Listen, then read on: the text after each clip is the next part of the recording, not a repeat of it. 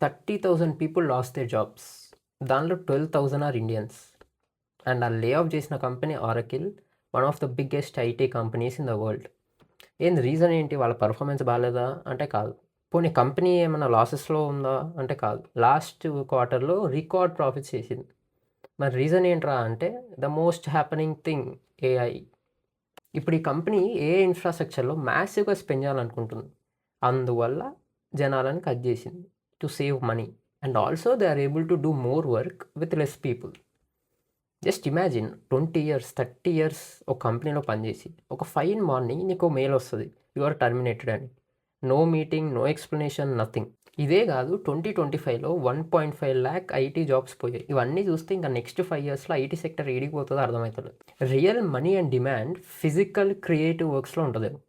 Plumbers, electricians, constructions మనమేదో వీటిని చీప్‌గా చూస్తాం. కానీ నెక్స్ట్ ఇవే బూమింగ్‌లో ఉంటాయి. దీనిలో కూడా రోబోట్స్ వచ్చేస్తాయి, అవన్నీ చేసేస్తాయి అన్న ఆర్గ్యుమెంట్ ఉంది. కానీ అట్లీస్ట్ నియర్ టర్మ్‌లో ఒక 7-10 ఇయర్స్‌లో లార్జ్ స్కేల్‌లో అఫోర్డబుల్ రేంజ్‌కి రాకపోవచ్చు రోబోట్స్.